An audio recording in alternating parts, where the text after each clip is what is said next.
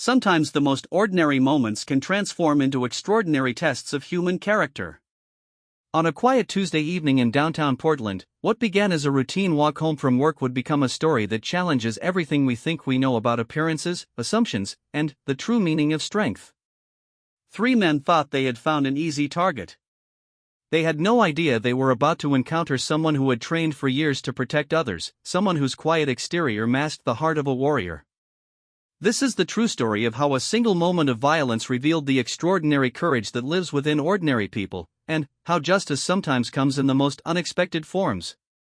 The autumn air carried the scent of rain and fallen leaves as Sarah Mitchell walked down the familiar sidewalk toward her apartment.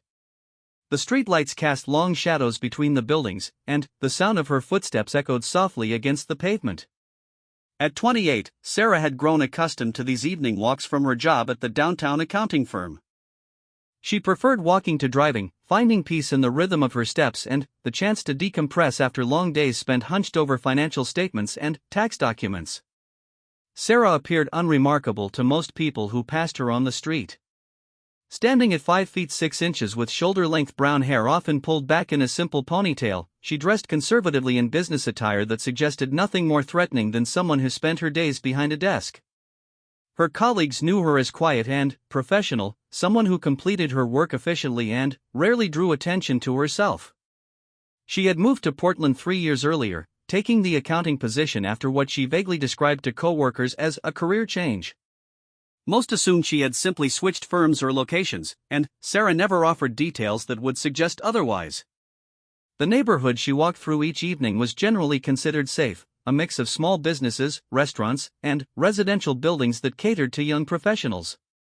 During daylight hours, the area bustled with activity, but, as evening settled, the foot traffic thinned considerably. Sarah had made this walk hundreds of times without incident, passing the same storefronts and landmarks that had become as familiar as her own reflection. On this particular evening, she noticed 3 men standing near the entrance to an alley about a block ahead. They appeared to be in conversation, their voices carrying but not quite audible from her distance. Sarah's training had taught her to be aware of her surroundings, and something in their body language made her take mental note of their presence. One man was tall and thin with stringy blonde hair, wearing a faded denim jacket over dark jeans. The second was shorter but broader, with close-cropped dark hair and arms covered in tattoos that were visible even in the dim light. The third man stood slightly apart from the others, heavy-set with a scraggly beard and clothing that suggested he spent little time concerned with appearances. As Sarah approached, she could hear fragments of their conversation, words that made her instinctively tense. They were discussing women who had passed by earlier, making crude comments about their appearances and speculating about what they might like to do if given the opportunity. The tone of their conversation was predatory, the kind of talk that revealed minds focused on seeing other people as objects rather than human beings. Sarah considered crossing the street to avoid walking directly past them, but something in her refused to alter her path out of fear. She had walked this route countless times, and she had every right to continue using the sidewalk. More importantly, years of military training had instilled in her a reluctance to show fear or weakness, even in situations where caution might be the wiser choice. As she drew closer, the 3 men seemed to take notice of her approach. Their conversation quieted, and she could feel their eyes following her movement. The tall blonde man stepped slightly forward, positioning himself more directly in her path, while his companions flanked him on either side. Sarah maintained her steady pace, keeping her expression neutral while her mind automatically began assessing the situation and potential responses. Well, the blonde man said as she came within speaking distance. "Look what we have here." "All alone, sweetheart?" Sarah continued walking, intending to pass them without engagement, but the broader man with the tattoos moved to block her path more directly. "Hey, don't be rude," he said with a grin that revealed crooked teeth. "My friend asked you a question. The least you could do is answer." "Excuse me," Sarah said calmly, "I need to get by." The 3 men exchanged glances, and Sarah could see the silent communication passing between them. She recognized the look of predators who believed they had cornered prey, the confidence that came from superior numbers, and the assumption of superiority based solely on gender and size. "You need to get by," the heavy-set man with the beard repeated mockingly. Well, maybe we can help you with that. But, first, why don't you come into this alley with us for a few minutes? We just want to talk. Sarah's pulse quickened, but her expression remained steady. I'm not interested in talking. Please move aside. The blond man laughed, a sound devoid of humor. Oh, but we insist. See, we've been standing here for a while, just waiting for someone nice to come along. Someone who looks like they might be friendly. Real friendly, added the tattooed man, taking another step closer. Sarah could now smell alcohol on their breath, mixed with cigarette smoke and an underlying odor that suggested poor hygiene. The combination of intoxication and predatory intent created a volatile situation that she knew could escalate quickly. Her military training had taught her to recognize such moments, the points where words stopped being sufficient and action became necessary. I'm going to ask you one more time to let me pass, Sarah said, her voice remaining calm but taking on a firmer edge. Or what? The bearded man challenged. What exactly do you think you're going to do about it? The three men moved closer now, forming a loose semicircle around her. Sarah found herself with her back toward the street and the three men between her and the alley. The positioning was deliberate, designed to limit her options for escape while providing them with the privacy they sought for whatever they had planned. Look, lady, the blond man said, his tone becoming more aggressive, we can do this the easy way or the hard way. But, either way, you're coming with us. So you might as well make it simple. The tattooed man reached out as if to grab her arm, and that contact triggered something in Sarah that had been dormant but never forgotten. Years of training, months of combat experience, and countless hours of conditioning activated in an instant. Her response was swift, precise, and devastatingly effective. Sarah's left hand shot out and grabbed the tattooed man's wrist as it approached her arm. Using his forward momentum against him, she twisted his wrist in a direction it was never meant to bend while simultaneously stepping forward and driving her knee upward into his solar plexus. The combination of the joint manipulation and the knee strike dropped him immediately to his knees, gasping for air and clutching his midsection. The blond man, stunned by the sudden reversal, rushed forward with his hands outstretched as if to tackle her. Sarah sidestepped his charge with fluid grace, using his momentum to guide him past her while delivering an elbow strike to his kidney area as he went by. The impact sent him stumbling into the brick wall of the building beside them, where he struck his head and shoulders before sliding down to sit heavily on the ground. The heavy-set bearded man, seeing his companion suddenly incapacitated, pulled a knife from his pocket and waved it threateningly in Sarah's direction. You think you're tough? He snarled. Let's see how tough you are against this. Sarah's expression remained calm as she observed the knife, her training automatically cataloging its size, the man's grip, and his stance. She had faced armed opponents before, both in training exercises and in real combat situations.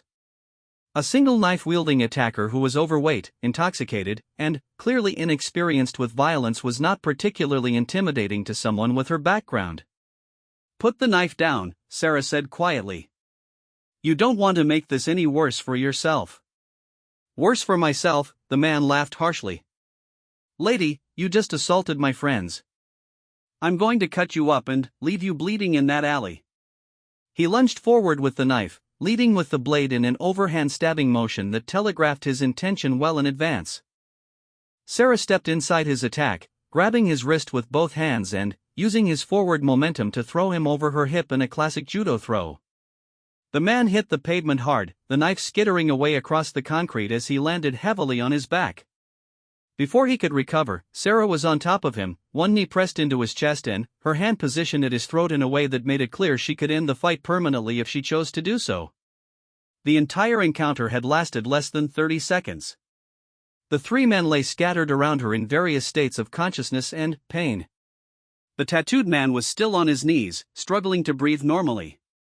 The blond man sat against the wall with his eyes closed, blood trickling from a cut on his forehead.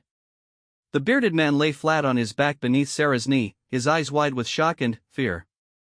Here's what's going to happen, Sarah said in a voice that carried absolute authority. You're going to stay right here while I call the police. You're going to tell them exactly what you tried to do tonight. And then, you're going to hope that the legal system is more merciful than I'm feeling right now. The bearded man tried to speak, but Sarah applied slightly more pressure to his throat, cutting off his words. "You had your chance to talk," she continued. "You chose violence instead. Now you get to live with the consequences of that choice." Sarah reached into her jacket pocket and pulled out her cell phone, never taking her eyes off the three men or releasing her position of control. As she dialed 911, she reflected on the irony of the situation. These men had chosen her as a victim based on their assumptions about her appearance and perceived vulnerability. They had seen a woman in business attire walking alone and concluded she would be easy prey. They had no way of knowing that Sarah Mitchell had spent 4 years in the United States Marine Corps, including 2 deployments to Afghanistan where she had served as a military police officer. They couldn't have guessed that beneath her conservative exterior lay someone trained in combat techniques, weapons handling, and the psychology of violence. They had judged her by her appearance and made the mistake of assuming that surface impressions told the complete story. As the 911 operator answered her call, Sarah began to provide details of the incident while maintaining her watch over the 3 men. She spoke calmly and professionally, describing the attempted assault and the current situation with the same tone she might use to discuss quarterly financial reports with her colleagues.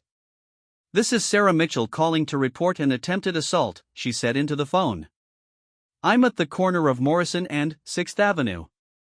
3 men attempted to force me into an alley, and one of them threatened me with a knife. They're currently detained and need medical attention."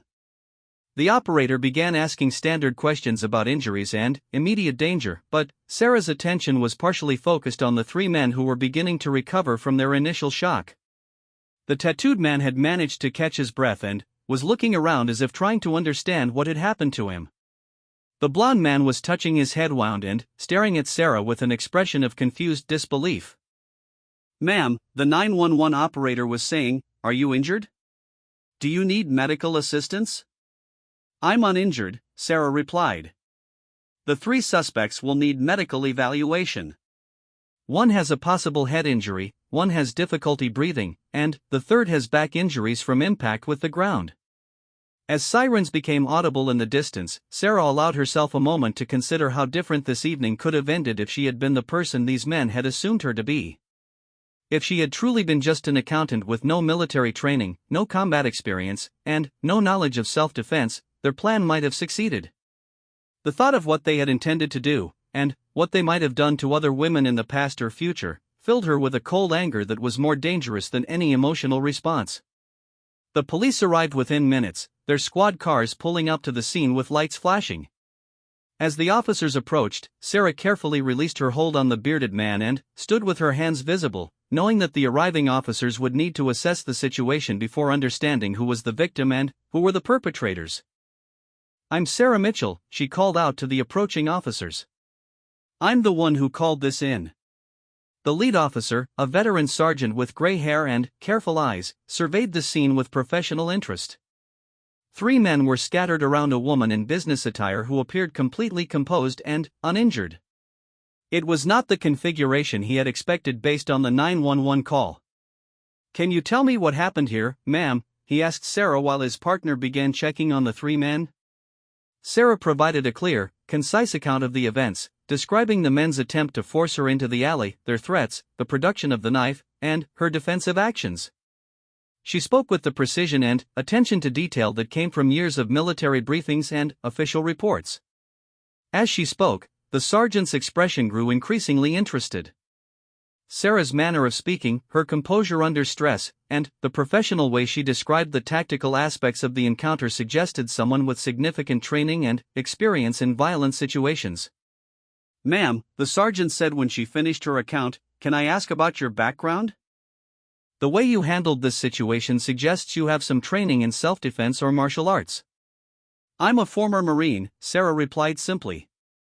"I served for 4 years, including 2 deployments to Afghanistan as a military police officer." The sergeant nodded, the final pieces of the puzzle falling into place in his mind. "Well, ma'am, it looks like these 3 picked the wrong person to mess with tonight."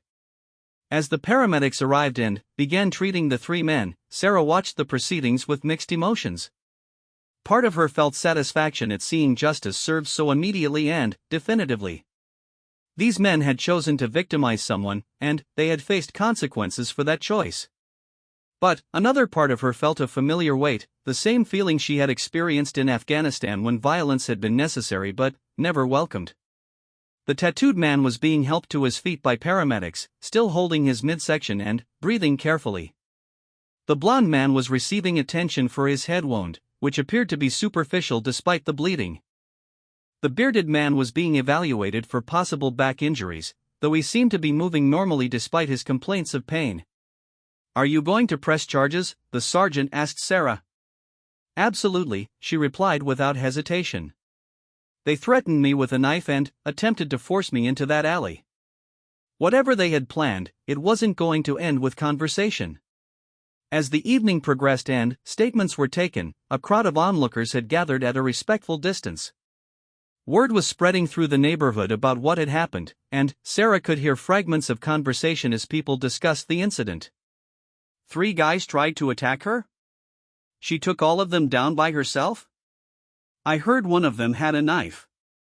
She used to be a soldier or something. Sarah paid little attention to the speculation and commentary. She had learned long ago that people would create their own narratives about events they witnessed or heard about secondhand. The important thing was that the 3 men would face legal consequences for their actions and, hopefully, be prevented from victimizing others in the future. As the police finished their initial investigation and prepared to transport the 3 suspects to jail, the sergeant approached Sarah one final time. "Ma'am, I've been doing this job for 22 years, and I've seen a lot of situations where people were in the wrong place at the wrong time. Tonight, these 3 men were the ones in the wrong place at the wrong time. They thought they had found an easy victim, but instead they found someone who could defend herself and others. I hope you know that what you did tonight might have prevented them from hurting someone else who wouldn't have been able to fight back." Sarah nodded, understanding the broader implications of what had occurred. Violence was never her first choice, but when confronted with people who chose to prey on others, she would not hesitate to respond with whatever force was necessary to stop them. As the police cars and ambulances pulled away, taking the 3 men to face medical treatment and legal processing, Sarah resumed her walk home.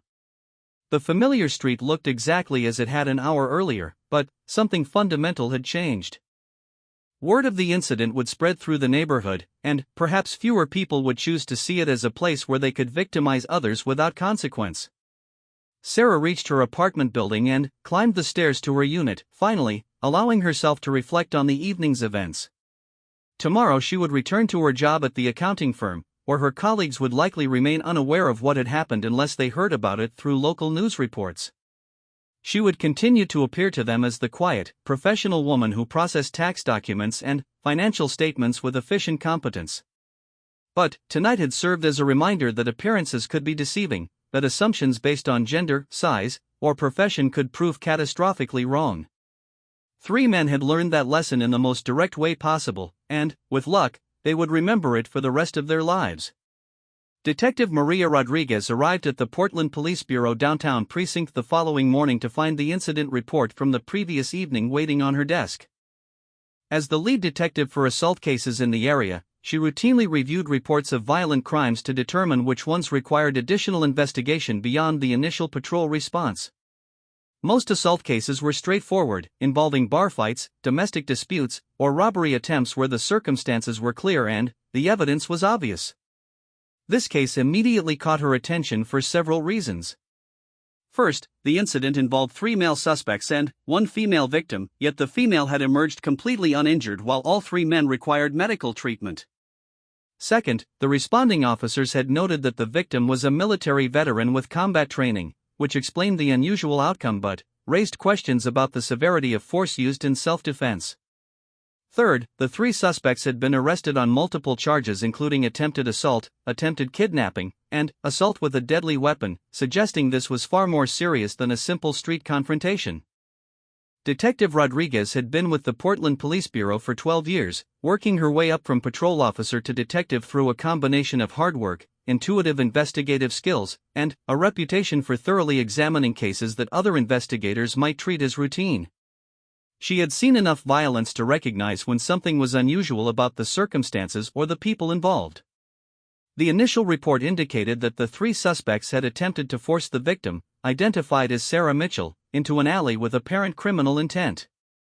When Mitchell resisted, one suspect had produced a knife and threatened her with it.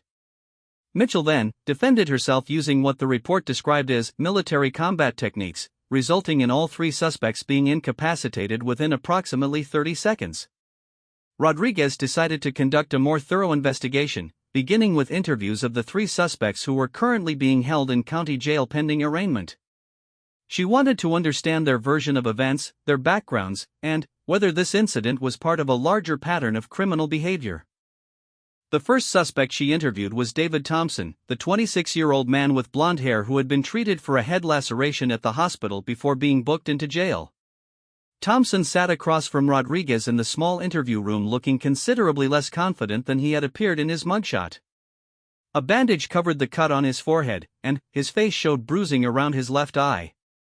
"Mr. Thompson," Rodriguez began, "I want to give you an opportunity to tell me what happened last night from your perspective. You've been charged with attempted assault and attempted kidnapping, which are serious felonies. Your cooperation in this investigation could be taken into consideration." Thompson shifted uncomfortably in his chair, avoiding eye contact with the detective. "Look, it wasn't supposed to go down like that. We were just messing around, you know? We'd been drinking, and we saw this woman walking alone. We thought maybe she'd want to party with us." "When you say party with us, what exactly do you mean?" Rodriguez asked. "I don't know, just hang out, have some drinks, maybe hook up if she was into it." Rodriguez made notes while maintaining her professional demeanor, though internally she recognized the familiar pattern of euphemisms that suspects use to minimize their intended crimes. "And, when she indicated she wasn't interested in partying with you, what happened next?" "We tried to convince her, you know. We told her we just wanted to talk, maybe go somewhere more private where we could get to know each other better." "By somewhere more private, you mean the alley?" "Yeah, but it's not like we were going to hurt her or anything. We just wanted to spend some time with her." Rodriguez leaned back in her chair, studying Thompson's face. "Mr. Thompson, when someone tells you they're not interested in talking to you and asks you to move aside so they can continue walking, what do you think the appropriate response is?" Thompson was quiet for several moments. "I guess we should have let her go." "But you didn't let her go. Instead, according to the police report, you and your companions surrounded her and attempted to force her to come with you. Is that correct?" "It wasn't like that. We weren't forcing her. We were just being persistent." "And, when Marcus Williams pulled out a knife and threatened her with it, was that also just being persistent?" Thompson's face went pale. "I didn't know Marcus was going to do that. When I saw the knife, I knew things had gone too far. But, by then, everything happened so fast." "Tell me about what happened when she fought back." Thompson touched the bandage on his head unconsciously. "I've never seen anything like it. One second we were just talking to her, and the next second Tommy was on the ground gasping for air, and when I tried to grab her, she did something that sent me flying into the wall. It was like she was a completely different person." "Had you encountered this woman before last night?" "No, we'd never seen her before." "That's why we thought. I mean, she looked normal, you know? Like just some office worker or something. We never thought she could fight like that." Rodriguez made additional notes. "Mr. Thompson, I need you to understand something. What you and your friends did last night wasn't being persistent or trying to party. You attempted to kidnap a woman with the apparent intent to sexually assault her. The only reason you're not facing much more serious charges is that she was able to defend herself. Do you understand that?" Thompson sat silently for a long moment before nodding slowly. "Yeah, I understand." The second interview was with Thomas Chen, the 24-year-old man with tattoos who had been the first to be incapacitated by Mitchell's defensive actions. Chen still moved carefully, favoring his midsection where Mitchell's knee had connected with his solar plexus. Unlike Thompson, Chen appeared sullen and uncooperative from the moment he sat down. "I want a lawyer," were the first words out of Chen's mouth. "That's your right, Mr. Chen. But, I'm offering you the opportunity to explain your side of what happened last night. Sometimes circumstances aren't exactly what they appear to be in police reports. Chen considered this for a moment. What did that crazy woman tell you? I'm more interested in hearing what you have to say. Why don't you start by telling me how you ended up at that location last night? Me and my friends were just hanging out, having a few beers, talking about stuff. We saw this chick walking by herself, and David thought maybe we could get her number or something. And how did you approach her to get her number? Chen's jaw tightened. We were just being friendly. But she got all uppity, acting like she was too good to talk to us. What happened after she indicated she wasn't interested in giving you her number? We tried to be nice about it, you know? We told her we just wanted to talk somewhere quieter, away from the street. You mean in the alley? Yeah, so what? It's not illegal to ask someone to talk to you. Rodriguez leaned forward slightly.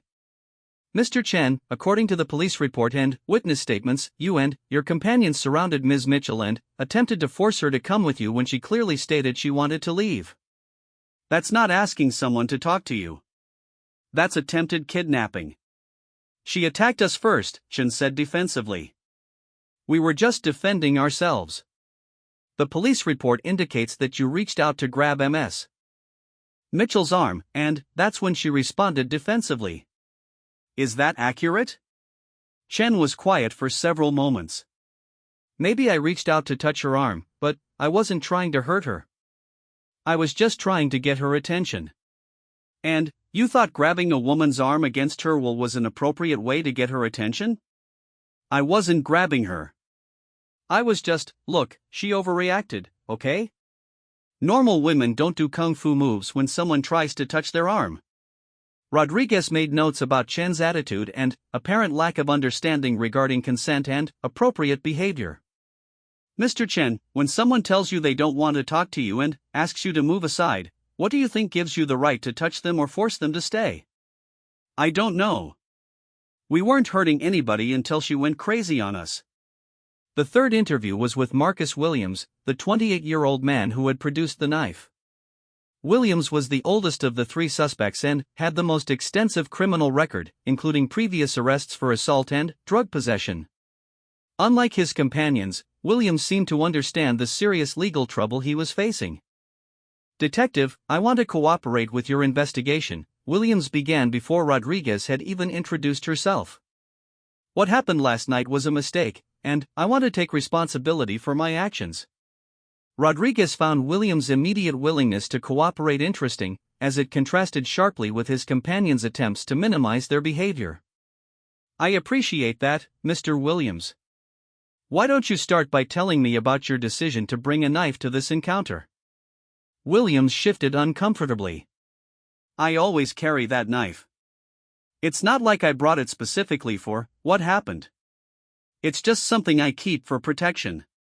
And, when did you decide to use it? When I saw what that woman did to David and Tommy. I mean, she dropped both of them in like 5 seconds. I thought she was going to kill us or something. So you pulled the knife because you felt threatened by Ms. Mitchell? Yeah, exactly. She was like some kind of ninja or something. I've been in fights before, but I've never seen anything like what she did. Rodriguez studied Williams carefully. Mr. Williams, let's talk about the sequence of events.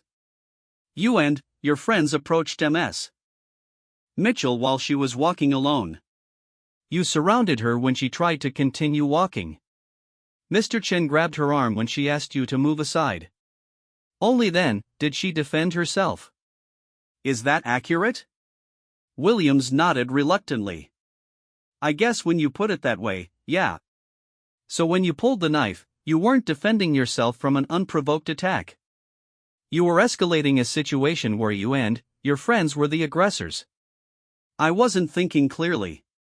I just reacted when I saw my friends get hurt. Mr. Williams, you have previous arrests for assault. Is this the first time you've threatened someone with a weapon? Williams looked down at the table. No, it's not the first time.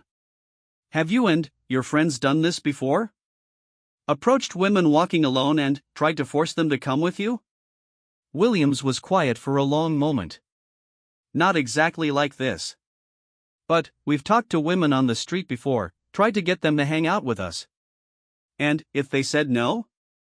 Sometimes we were more persuasive. Rodriguez made extensive notes about this admission. Mr. Williams, I need you to be specific about what you mean by more persuasive. Have you previously used force or threats to compel women to come with you against their will? Williams seemed to realize he had said too much. I think I want to talk to a lawyer now.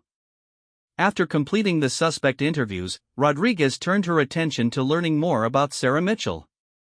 The initial police report contained basic information, but Rodriguez wanted to understand more about Mitchell's military background and the specific training that had enabled her to handle 3 attackers with such effectiveness. Rodriguez contacted the Marine Corps Personnel Records Office to request Mitchell's service record, though she knew that much of the information would be protected by privacy regulations. What she was able to confirm painted a picture of an exemplary military career that went far beyond basic training. Sarah Mitchell had enlisted in the Marine Corps immediately after high school graduation and had completed military police training at Fort Leonard Wood in Missouri. Her service record showed 2 deployments to Afghanistan, where she had served as a military police officer responsible for security operations, detention facility management, and convoy escort duties. She had achieved the rank of sergeant before completing her 4-year enlistment with an honorable discharge. More significantly, Rodriguez learned that Mitchell had received additional specialized training in combat techniques, defensive tactics, and close-quarters combat. Her military record included commendations for her performance under fire during several combat incidents in Afghanistan, including one occasion where she had helped repel an attack on her base that resulted in multiple enemy casualties. Rodriguez also discovered that Mitchell had received training in military police investigative procedures and had assisted in the investigation and apprehension of several suspects involved in criminal activity on military bases. This background explained not only her combat effectiveness but also her composed demeanor when dealing with the police response to the incident. The detective decided to conduct a follow-up interview with Mitchell to better understand the incident from her perspective and to get a clearer picture of exactly what had occurred during those crucial 30 seconds when 3 armed men had been neutralized by a single woman. Rodriguez arranged to meet Mitchell at a coffee shop near her workplace, believing that a neutral, comfortable setting would encourage open communication. When Mitchell arrived, Rodriguez was struck by how normal she appeared. Dressed in professional attire with her hair neatly arranged, Mitchell looked exactly like what she claimed to be, an accountant who worked in a downtown office building. Ms. Mitchell, thank you for agreeing to meet with me. I know you've already given a complete statement to the responding officers, but I wanted to follow up on a few details as we prepare the case against these 3 suspects. Of course, Detective Rodriguez. I want to do whatever I can to make sure they're held accountable for what they attempted to do. I've read your initial statement, and I've also looked into your military background. Can you tell me about your training and how it prepared you for the situation you faced last night? Mitchell took a sip of her coffee before responding. My military police training included extensive instruction in defensive tactics, combat techniques, and dealing with hostile individuals. During my deployments in Afghanistan, I had several occasions to use those skills in real-world situations. Can you walk me through exactly what happened when the 3 suspects approached you? I'm particularly interested in your assessment of the threat level and your decision-making process. Mitchell's expression became more serious as she recalled the events. From the moment I first noticed them, their body language and conversation indicated predatory intent. They were discussing women in objectifying terms and positioning themselves in a way that suggested they were planning to target someone. At what point did you determine that physical intervention was necessary? When Mr. Chin reached out to grab my arm after I had clearly stated I wanted to pass and they had refused to move aside. At that point, they had moved from verbal intimidation to physical restraint, which constituted assault and indicated their intent to escalate to more serious crimes. Rodriguez made notes about Mitchell's clear understanding of the legal definitions involved. Can you describe the specific techniques you used to subdue each attacker? The first individual who grabbed my arm was neutralized using a combination wrist control technique and knee strike to the solar plexus. The technique is designed to immediately incapacitate an attacker while minimizing the risk of permanent injury. And the second attacker? He charged at me in an attempt to tackle or grab me. I used a basic redirection technique combined with an elbow strike to his kidney area. Again, the goal was immediate incapacitation with minimal long-term damage. What about the individual with the knife? Mitchell's expression hardened slightly. When he produced the weapon, the threat level escalated significantly. I used a disarming technique that involved stepping inside his attack radius, controlling his weapon hand, and using a hip throw to bring him to the ground. Once he was down and disarmed, I maintained control until police arrived. Rodriguez was impressed by Mitchell's precise, technical description of her actions. Ms. Mitchell, in your professional assessment, were these three individuals planning to sexually assault you? Mitchell met the detective's eyes directly. Based on their conversation, their behavior, their coordination in surrounding and restraining me, and their attempt to force me into an isolated location, yes, I believe sexual assault was their intent. The production of the knife confirmed that they were prepared to use violence to achieve their goals. Have you had any contact with these individuals before last night? No, I had never seen any of them before. They selected me as a target based on their assumption that I would be unable to defend myself. Rodriguez closed her notebook and leaned back in her chair. Ms. Mitchell, I have to tell you that your actions last night likely prevented a serious crime from occurring. Based on my interviews with the suspects and their previous records, I believe they would have followed through on their apparent intent to assault you if you hadn't been able to defend yourself. I understand that, Detective. It's also possible that they had done this before or would have done it to someone else in the future. I'm glad they were caught and will face legal consequences. One final question, if you don't mind. How do you feel about what happened? Some people would be traumatized by being attacked and having to defend themselves violently. Mitchell considered the question thoughtfully. I don't take any pleasure in having to hurt other people, even in self-defense.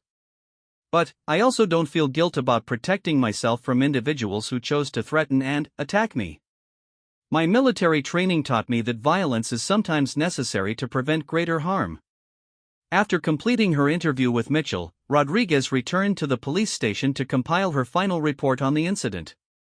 The investigation had revealed that the three suspects had indeed attempted to commit serious felony crimes against what they believed was a helpless victim. Their failure was due entirely to their miscalculation about Mitchell's ability to defend herself. The detective's report would support charges of attempted kidnapping, attempted sexual assault, and assault with a deadly weapon against all three suspects. Williams faced additional charges related to the knife, while Chan and Thompson would be charged as accessories to the weapons offense. Rodriguez also noted in her report that the suspects' interviews revealed a pattern of behavior suggesting they had likely targeted other women in the past, though none of the suspects had admitted to previous successful assaults. She recommended that the district attorney's office consider investigating any similar incidents in the area that might be connected to these three individuals. As Rodriguez completed her paperwork, she reflected on the broader implications of the case. The incident highlighted the vulnerability that many women faced when walking alone, particularly in areas where predators felt confident they could act without consequences. It also demonstrated that assumptions based on appearance could prove catastrophically wrong for those who chose to victimize others. The three suspects had seen a woman in professional attire walking alone and concluded she would be an easy target. They had no way of knowing they were approaching someone with years of military combat training and real-world experience in violent confrontations. Their mistake had resulted in immediate justice and would hopefully prevent them from harming others in the future. The case file would be forwarded to the district attorney's office with Rodriguez's recommendation for prosecution on all charges. Based on the evidence and the suspects' criminal histories, she expected that plea bargains would be unlikely and that the three men would face significant prison sentences if convicted. More importantly, word of the incident was already spreading through the local community, serving as a warning to other potential predators that their intended victims might not be as helpless as they appeared. Sometimes, Rodriguez reflected, justice came in the most unexpected forms. District Attorney Jennifer Walsh stood before the floor-to-ceiling windows of her downtown Portland office, reviewing the case file that had been delivered to her desk that morning. With 15 years of prosecutorial experience, Walsh had handled hundreds of assault cases, but few had presented such a clear example of predatory behavior meeting unexpected resistance. The case of People v. Thompson, Chen, and Williams had quickly become a priority in her office, both for the serious nature of the charges and for the broader message it would send to the community about the consequences of targeting innocent people. Walsh's initial review of Detective Rodriguez's investigation report confirmed what the responding officers had suspected from the beginning. This was not a simple assault case, but an attempted kidnapping with intent to commit sexual assault. The three suspects had deliberately chosen what they believed was a vulnerable target, planned and coordinated their approach, and escalated to weapons when their victim resisted. The only factor that had prevented a serious crime was Sarah Mitchell's military training and ability to defend herself. The legal strategy for prosecution was straightforward, but Walsh knew that defense attorneys would likely attempt to minimize their client's actions by portraying the incident as a misunderstanding or claiming that Mitchell had used excessive force. She needed to build a case that clearly demonstrated the predatory intent of the three suspects while establishing that Mitchell's defensive actions were both legally justified and proportional to the threat she faced. Walsh assigned the case to Assistant District Attorney Marcus Thompson, a seasoned prosecutor with a reputation for methodical case preparation and effective courtroom presentation. Thompson had successfully prosecuted numerous assault and sexual violence cases, and his track record of obtaining convictions in cases involving multiple defendants made him the ideal choice for this prosecution. Thompson began his case preparation by conducting a thorough review of each suspect's criminal history and background. What he discovered reinforced the prosecution's theory that the three men were habitual predators who had targeted Mitchell because they believed she would be unable to resist their assault. David Thompson, the blond man who had first approached Mitchell, had 2 previous arrests for disorderly conduct and 1 arrest for harassment of a female college student.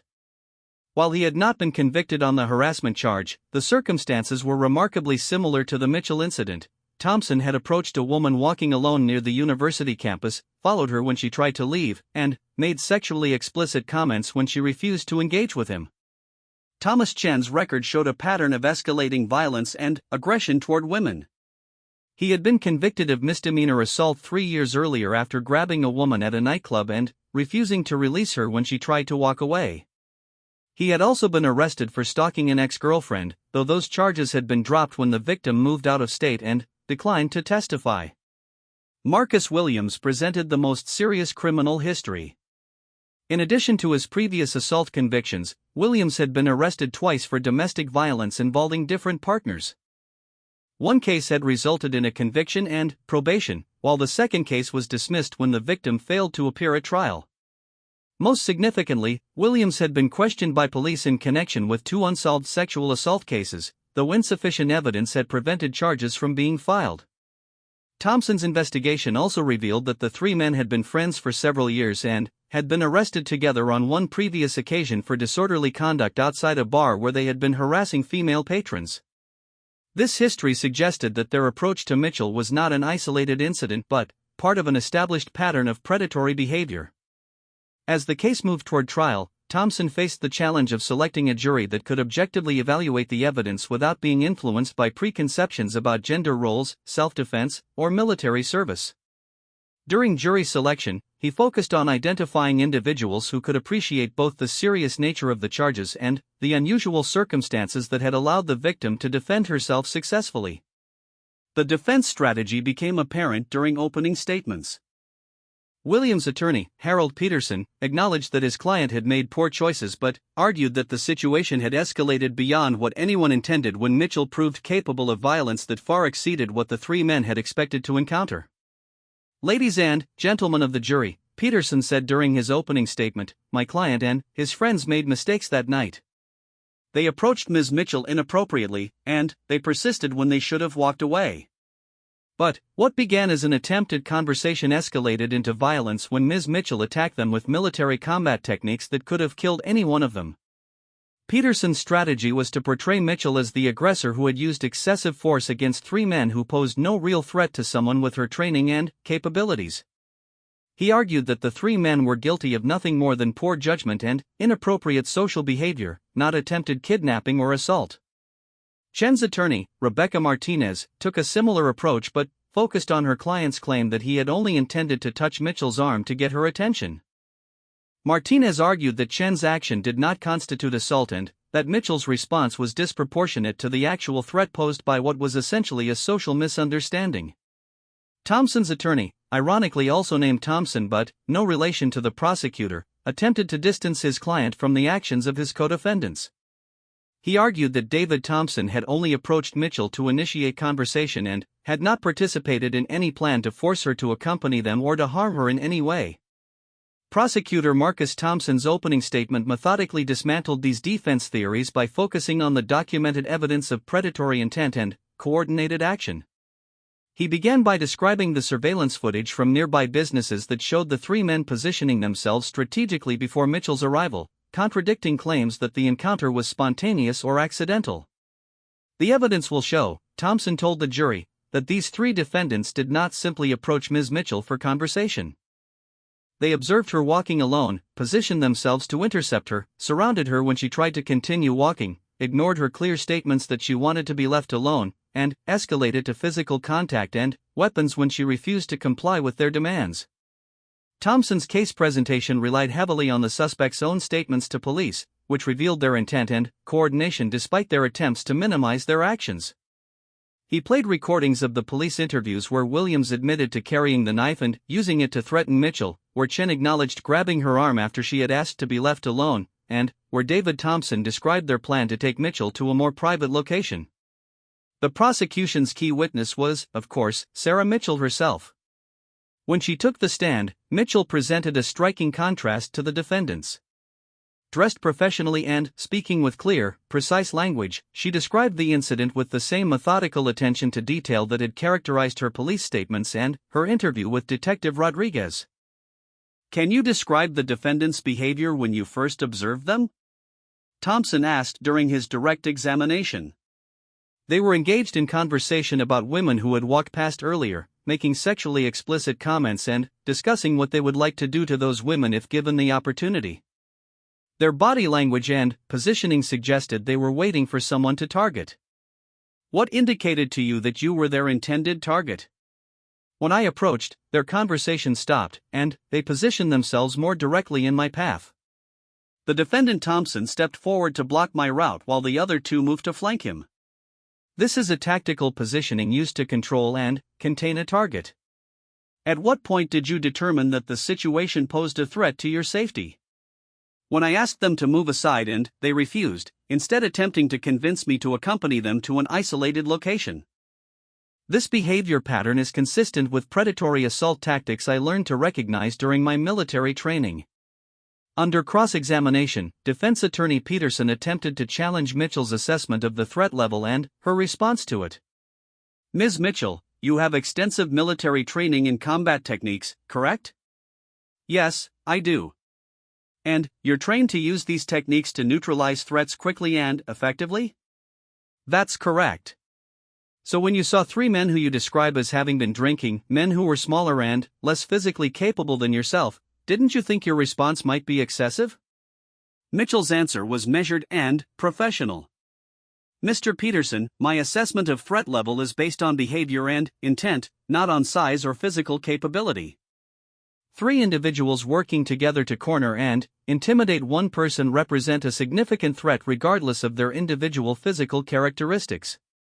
The production of a weapon confirmed the seriousness of their intent." "But couldn't you have simply walked away? Used your superior physical conditioning to escape the situation?" "They had positioned themselves to block my escape routes. When someone is surrounded and outnumbered, attempting to flee often triggers pursuit and can result in being tackled or otherwise physically restrained. My training taught me to neutralize threats immediately rather than allowing them to escalate." Peterson's cross-examination failed to undermine Mitchell's credibility or her assessment of the situation. Her military background and professional demeanor made her an exceptionally credible witness, while her precise description of events aligned perfectly with the physical evidence and the defendant's own statements. The prosecution also called Detective Rodriguez to testify about her investigation and the suspect's interviews. Rodriguez's testimony established the pattern of behavior suggested by the defendants' criminal histories and their admissions about previous encounters with women. Based on your investigation, Detective Rodriguez, do you believe this was an isolated incident for these three defendants? Thompson asked. No, I do not. The evidence suggests a pattern of predatory behavior targeting women who appear to be alone and vulnerable. The coordination of their approach and their responses during interviews indicated they had done something similar before. What specifically led you to that conclusion? During his interview, defendant Williams admitted that they had previously been more persuasive with women who initially refused their advances. This language suggests the use of force or intimidation to overcome resistance. Additionally, their positioning and tactics during this incident showed a level of coordination that comes from practice. The defense's case presentation relied primarily on character witnesses who testified about the defendants' personalities and backgrounds, attempting to portray them as basically good people who had made poor choices under the influence of alcohol. However, this strategy was undermined by the criminal histories that the prosecution was able to introduce and by the defendants' own recorded statements to police. Williams ultimately decided not to testify on his own behalf after his attorney determined that his admission about carrying the knife and his previous arrests would be more damaging than helpful. Chen and David Thompson did testify, but their attempts to minimize their actions and portray the incident as a misunderstanding were contradicted by the surveillance footage and their previous statements to police. Chen's testimony was particularly damaging to the defense case when he acknowledged under cross-examination that he had grabbed Mitchell's arm after she had clearly stated she wanted to be left alone. Mr. Chen, when someone tells you they don't want to talk to you and asks you to move aside, what gives you the right to touch them? Thompson asked during cross-examination. I wasn't trying to hurt her. I just wanted to talk. But she had already told you she didn't want to talk, correct? Yeah, but sometimes women say that when they don't really mean it. So you decided to ignore what she said and grab her arm because you thought you knew what she really wanted better than she did? Chen's answer revealed the entitled attitude and disregard for consent that had motivated the attack. I guess I thought if I could just get her to listen for a minute, she might change her mind. The jury deliberated for less than 4 hours before returning guilty verdicts on all charges against all three defendants. Williams was convicted of attempted kidnapping, attempted sexual assault, assault with a deadly weapon, and carrying a concealed weapon without a permit. Chen and David Thompson were convicted of attempted kidnapping and attempted sexual assault, with additional charges for their roles in the weapons offense. During the sentencing phase, victim impact statements were read that extended beyond just Mitchell's experience. The prosecutor had located 2 other women who came forward to describe similar encounters with the 3 defendants that had not resulted in charges being filed. These women testified about the lasting psychological impact of being surrounded, intimidated, and threatened by the same 3 men in incidents that had occurred over the previous 2 years. Judge Patricia Harrison sentenced Williams to 8 years in prison, reflecting his role as the leader of the group and his use of the knife. Chen received 6 years, while David Thompson was sentenced to 5 years. All 3 were required to register as sex offenders upon their release and were prohibited from contacting Mitchell or being within 500 yards of her home or workplace. In her sentencing statement, Judge Harrison addressed the broader implications of the case. The defendants in this case targeted what they believed was a vulnerable victim with the intent to commit serious crimes against her. Their failure was due not to any change of heart or recognition of the wrongness of their actions, but solely to their victim's ability to defend herself. The sentences imposed today reflect not only the crimes that were attempted but the crimes that were likely prevented when these defendants were arrested. The case had broader implications for law enforcement training and community safety initiatives. The Portland Police Bureau began incorporating the Mitchell case into their training programs as an example of how assumptions about victims and perpetrators could prove dramatically wrong. The case was also cited in self-defense training courses as an example of how proper preparation and training could prevent serious crimes. Sarah Mitchell chose not to attend the sentencing hearing, preferring to let the legal process conclude without her presence. In a written statement read by the prosecutor, she expressed hope that the defendants would use their prison sentences to reflect on their actions and develop respect for other people's rights and autonomy. The legal proceedings had taken 8 months from the initial incident to final sentencing, But the impact of the case extended far beyond the courtroom. News coverage of the trial had brought attention to issues of street harassment, predatory behavior, and the importance of self-defense training. Several women's organizations in Portland began offering self-defense classes specifically inspired by Mitchell's example. The case also sparked discussions about the assumptions people make based on appearance and profession. Mitchell's ability to defend herself had surprised not only her attackers but many members of the public who had initially heard about the incident. The revelation of her military background helped people understand how someone could appear to be an ordinary office worker while possessing extraordinary capabilities. For the three defendants, the convictions and sentences represented the end of a pattern of behavior that had escalated over several years from harassment to attempted serious violent crime.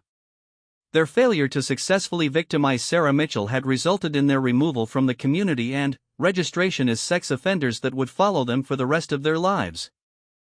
The case became a textbook example of how predatory criminals select their targets based on perceived vulnerability and how those calculations can prove catastrophically wrong. It also demonstrated the importance of thorough police investigation and aggressive prosecution of crimes against women, even when those crimes were unsuccessful due to the victim's ability to defend herself. As the legal proceedings concluded and the three defendants began serving their prison sentences, the Mitchell case continued to resonate throughout the Portland community and beyond. The story of three men who chose the wrong victim had become a powerful reminder that appearances can be deceiving and that justice sometimes comes in the most unexpected forms. The story of Sarah Mitchell's encounter with three would-be attackers began spreading through Portland's social media networks within hours of the initial incident. Cell phone videos of the police response, taken by passers-by and residents of nearby apartments, had been uploaded to various platforms with accompanying speculation about what had actually occurred. By the following morning, local news stations had picked up the story, though initial reports contained only basic information about an attempted assault that had been thwarted by the intended victim. The first detailed news report appeared on Portland's KOIN TV 3 days after the incident, when reporter Jessica Chen managed to confirm details about the military background of the woman involved and the extent of the injuries sustained by the three attackers. The story, titled "Former Marine Defends Herself Against Three Attackers," quickly went viral, being shared thousands of times across social media platforms and picked up by national news organizations. Within a week, the incident had attracted attention from major news networks, women's advocacy groups, veterans organizations, and self-defense instructors across the country. The story resonated with different audiences for different reasons. Women saw it as an empowering example of successful self-defense, veterans appreciated the positive portrayal of military training being used for protection, and advocates for crime victims pointed to it as evidence that predatory criminals often target people they perceive as vulnerable. The initial media coverage focused primarily on the dramatic contrast between Sarah Mitchell's appearance and her combat capabilities. Headlines across various news outlets emphasized this angle. Accountant reveals military past when attacked by three men, office workers secret, Marine combat training, and they thought she was easy prey. They were wrong. Local Portland television station KATU conducted the first in-depth interview with Detective Rodriguez about the investigation, providing the public with the most comprehensive account of what had actually occurred during those crucial 30 seconds when three armed attackers were neutralized by a single woman. This case demonstrates the danger of making assumptions based on appearance, Rodriguez told reporter Michael Sullivan. These three men saw a woman in business attire walking alone and concluded she would be unable to defend herself. They had no way of knowing they were approaching someone with years of military combat training and real-world experience in violent situations. The interview also revealed details about the suspects' criminal histories and their coordination in targeting Mitchell, information that shifted public perception of the incident from a random street crime to a calculated predatory assault that had been prevented by the victim's unexpected capabilities. National news coverage began when CNN picked up the story for their evening newscast, featuring security expert and former FBI agent Sarah Johnson discussing the broader implications of the incident. "What we see here is a perfect example of how predatory criminals select their targets," Johnson explained to anchor Anderson Cooper. "They look for people they perceive as vulnerable, isolated, and unable to resist. In this case, their target assessment was catastrophically wrong, but it's important to remember that most people walking alone at night don't have military combat training. This incident highlights both the reality of predatory crime and the importance of self-defense preparation. The story gained additional momentum when it was featured on NBC's Today Show, where military affairs correspondent Courtney Kuba discussed Mitchell's service record and the specific training that had enabled her to handle multiple attackers. Sergeant Mitchell's military record shows she wasn't just a typical support personnel, Kuba explained to hosts Savannah Guthrie and Hoda Kotb. She served as a military police officer with specialized training in detention operations, convoy security, and close-quarters combat. Her 2 deployments to Afghanistan included several incidents where she engaged enemy combatants, so she had real-world experience using these skills under extreme pressure. The national media attention brought both positive and negative responses. Supporters praised Mitchell for defending herself effectively and potentially preventing the 3 men from victimizing others in the future. Military veterans organizations highlighted the story as an example of how military training could be valuable in civilian life, while women's advocacy groups pointed to it as evidence that self-defense training was essential for personal safety. However, some criticism emerged from unexpected sources.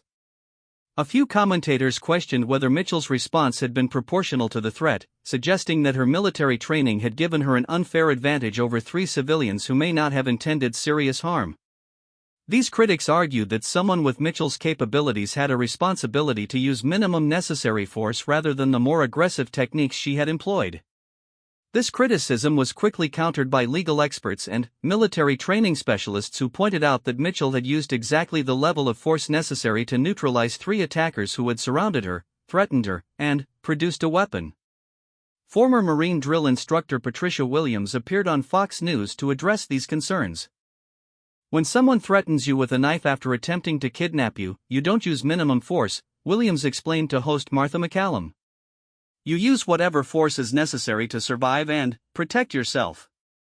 Sergeant Mitchell's response was textbook self-defense, executed with the precision and effectiveness that her training provided. The alternative could have been her death or serious injury.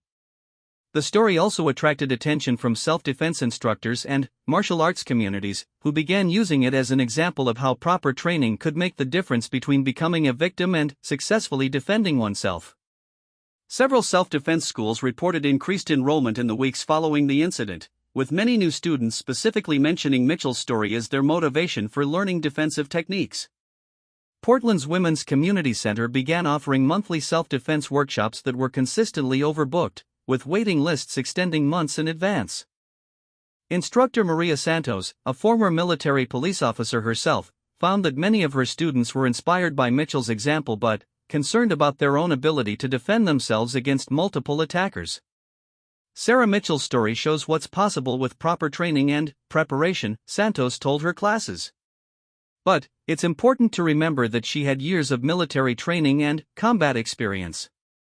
For civilians, the goal isn't necessarily to fight off 3 attackers with martial arts techniques, but to be aware of dangerous situations, trust your instincts, and have basic skills that might create an opportunity to escape. The incident also prompted discussions within law enforcement agencies about assumptions made during initial responses to assault calls. Portland Police Chief David Martinez addressed these concerns during a departmental training session that was later reported by local media. The Mitchell case reminds us that victims and perpetrators don't always look the way we might expect, Martinez told his officers. We need to approach every scene with an open mind and let the evidence guide our understanding of what occurred rather than relying on assumptions based on appearance or demographics. This message was reinforced when several other police departments began incorporating the Mitchell case into their training programs as an example of how situations could develop in unexpected ways. The case became a teaching tool for helping officers understand the importance of thorough investigation and avoiding preconceived notions about people's capabilities based on their appearance. The story's impact extended beyond law enforcement and self-defense communities to influence broader cultural conversations about gender roles, victimization, and personal empowerment. Women's magazines featured articles about the importance of self-defense training, while military publications highlighted the positive civilian applications of combat training. Cosmopolitan magazine published a feature article titled "The Power of Being Underestimated," which used Mitchell's story as a starting point for discussing how women could use others' assumptions to their advantage while building confidence and capability through training and preparation. Military Times featured a cover story about veterans transitioning to civilian life and how their military skills could be valuable in unexpected situations. The article interviewed several other female veterans who described similar incidents where their training had helped them defend themselves or others in civilian situations. The story also resonated internationally, with news organizations in the United Kingdom, Australia, and Canada featuring reports about the incident. The BBC's coverage focused on the broader issue of street harassment and violence against women, using Mitchell's story to highlight both the prevalence of predatory behavior and the importance of self-defense capabilities. Australian television network Channel 7 interviewed former Australian Defence Force personnel about their experiences using military training in civilian self-defense situations, finding several similar stories that had received less media attention but demonstrated the same principle of apparent victims proving to be anything but helpless. As the media attention intensified, Sarah Mitchell herself remained largely out of the public eye. She declined most interview requests, preferring to let the legal proceedings continue without additional publicity. However, she did agree to participate in one interview with Portland's major newspaper, The Oregonian, where she addressed some of the public discussions surrounding her actions. "I didn't choose to be in this situation," Mitchell told reporter Amanda Zhou. "I was walking home from work when 3 men decided to target me for what they assumed would be an easy crime. I defended myself using the training I received in the military, and I'm grateful that training was available to me when I needed it." Mitchell also addressed criticism about the level of force she had used. "People who question whether my response was appropriate weren't there when it happened. They didn't see the coordination of these 3 men, hear their threats, or face the knife that was pulled on me. I used exactly the amount of force necessary to protect myself from serious harm, and I would make the same choices again if faced with the same situation." The interview revealed that Mitchell had received hundreds of messages of support from strangers, including many from other veterans who shared their own stories of using military training in civilian self-defense situations. She also received messages from women who said her story had inspired them to begin self-defense training or to be more assertive in situations where they felt threatened. However, the media attention had also brought some negative consequences.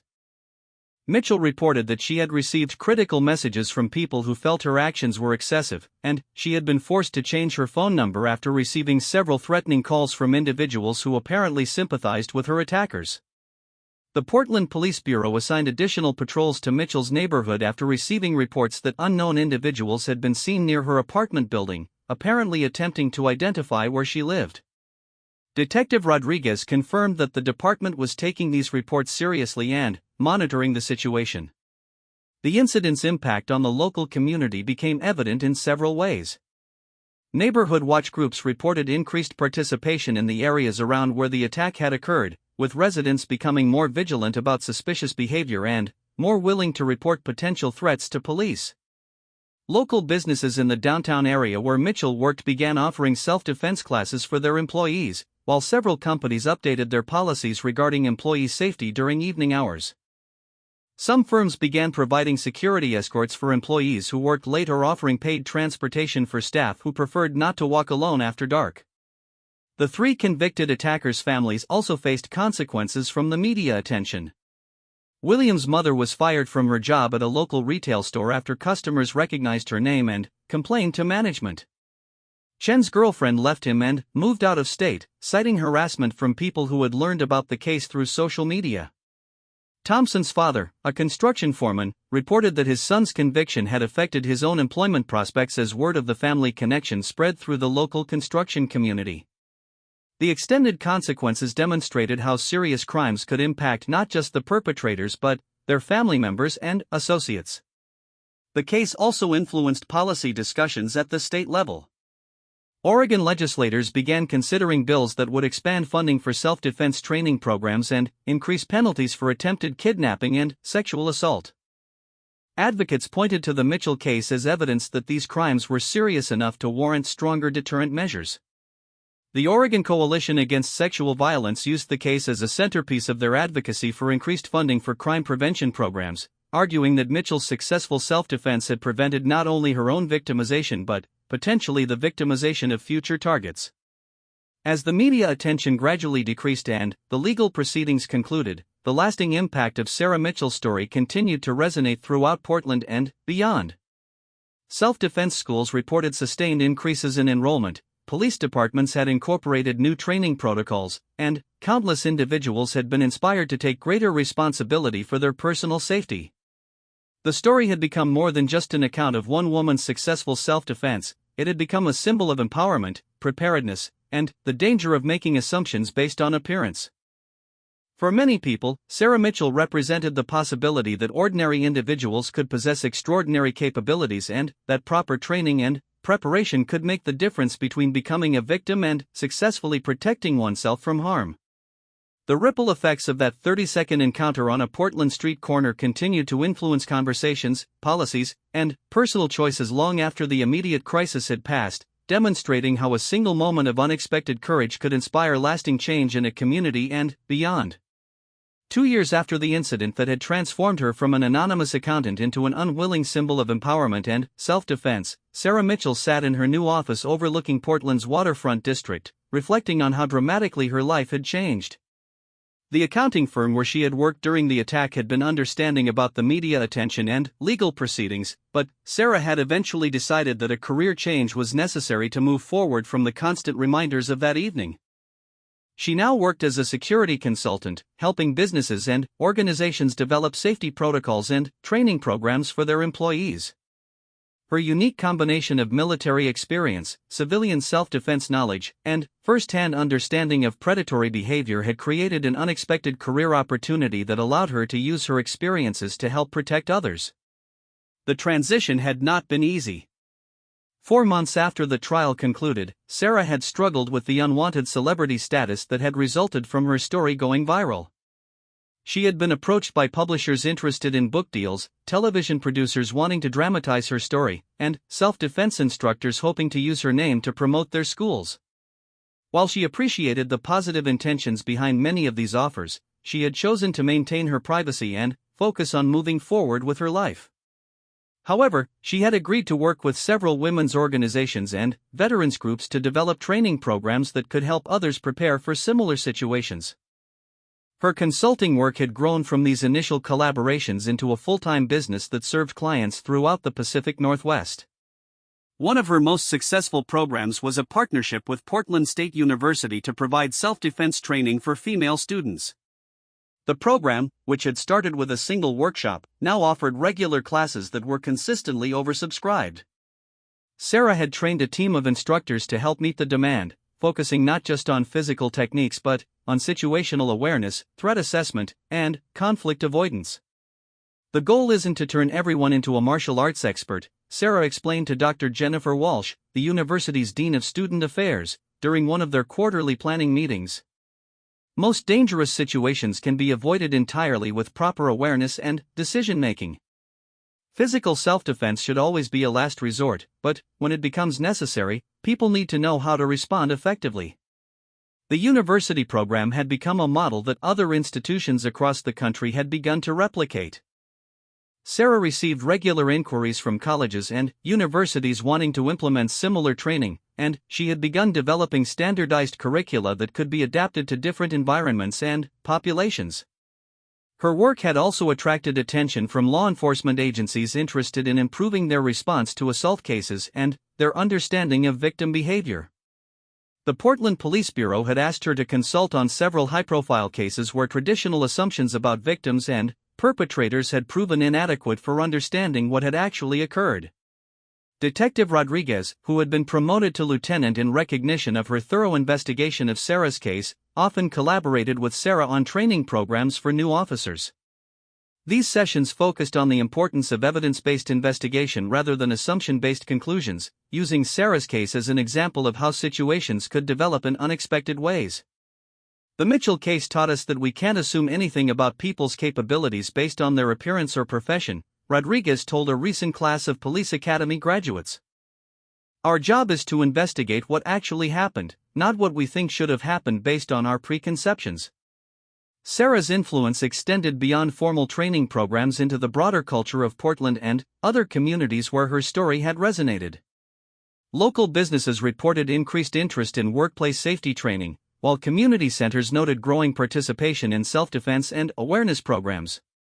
The three men who had attacked Sarah were now serving their prison sentences, but their case had become a teaching tool used in criminal justice programs to illustrate how predatory behavior develops and how victims can sometimes surprise their attackers. Williams, the leader of the group who had produced the knife, had been denied parole after his first hearing when he demonstrated no understanding of the seriousness of his actions or genuine remorse for his behavior. Chen had participated in prison counseling programs focused on understanding consent and appropriate social behavior, but his progress had been limited. His counselor reported that Chen continued to minimize his actions and blamed Sarah for what he characterized as an overreaction to harmless social interaction. Thompson had shown the most progress among the three, participating in educational programs and expressing genuine remorse for his actions. His prison counselor noted that Thompson had begun to understand how his behavior had contributed to a coordinated assault and had expressed interest in participating in victim impact programs when he became eligible. The case had also influenced legislative discussions at both state and national levels. Oregon had passed new legislation increasing penalties for attempted kidnapping and requiring law enforcement agencies to provide specialized training on investigating crimes against women. The legislation, known as the Sarah Mitchell Act, had become a model for similar laws in other states. National veterans organizations had used Sarah's story to advocate for expanded transition services that would help military personnel adapt their skills to civilian careers. The argument that military training provided valuable capabilities for civilian protection and security work had led to increased funding for veteran employment programs in related fields. Women's advocacy groups had used the case to support arguments for expanded funding for self-defense training and awareness programs. The demonstration that proper preparation could prevent serious crimes had been persuasive with legislators who had previously been skeptical about the effectiveness of such programs. The long-term impact on the Portland community had been measurable in several ways. Police statistics showed a decrease in reported street harassment and assault cases in the downtown area where Sarah's attack had occurred, possibly due to increased awareness and patrol presence resulting from the publicity surrounding the case. Self-defense schools throughout the city reported sustained increases in enrollment that had persisted well beyond the initial media attention. Many of these new students cited Sarah's story as their motivation for learning defensive techniques, and instructors noted that students seemed more serious and committed than in previous years. The local military recruitment office had also seen increased interest from women seeking to join the Marines, with many applicants specifically mentioning Sarah's military background as an inspiration. Recruiter Staff Sergeant Patricia Martinez noted that the quality of female applicants had improved significantly, with many expressing interest in military police and other combat-related specialties that had previously attracted fewer women. Sarah Mitchell's story showed a lot of young women that military training could give them skills they might need throughout their lives, Martinez explained. We've seen an increase not just in the number of female applicants but in their motivation and understanding of what military service could provide them. Educational institutions had incorporated Sarah's case into curricula ranging from criminal justice to women's studies to military history. The case provided a concrete example of multiple academic concepts including predatory behavior, victim selection, threat assessment, and the effectiveness of training and preparation in crisis situations. Professor Dr. Michael Chen at Portland State University's Criminal Justice Program had developed an entire course module around the case, using it to teach students about criminal psychology, investigation techniques, and victim behavior. The Mitchell case provides a perfect example of how criminal behavior develops, how victims can surprise perpetrators, and how proper investigation can reveal the truth about complex situations, Dr. Chen told his students. It's also an excellent case study in how media coverage and public perception can influence the broader understanding of crime and justice. The international impact of Sarah's story had continued to grow as well. Military organizations in allied countries had used her experience to advocate for expanded training opportunities for female service members.